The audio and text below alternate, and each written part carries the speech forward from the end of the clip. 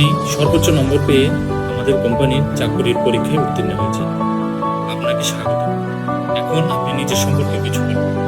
প্রথমেই আমি আপনাদের প্রতি কৃতজ্ঞতা জ্ঞাপন করছি আপনাদের কোম্পানিতে আমাকে চাকরি করার সুযোগ প্রদান করার জন্য। এখন আমি আমার সম্পর্কে কিছু বলছি। আমার নাম অভিজিৎ। আমার বাড়ি চট্টগ্রাম।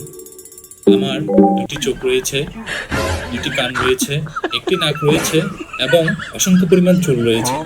আরে কি বলছেন এসব? আপনার সম্পর্কে বলতে বলেছি। তার মানে এ নয় আপনার কয়টি চোখ, কয়টি কান, কয়টি নাক এটা বলতে বলিনি। পাগল নাকি? আরে স্যার, আমার সম্পর্কে বলছি। আপনি বলেছেন আমার সম্পর্কে বলেন, তো তাই আমার সম্পর্কে বলছি।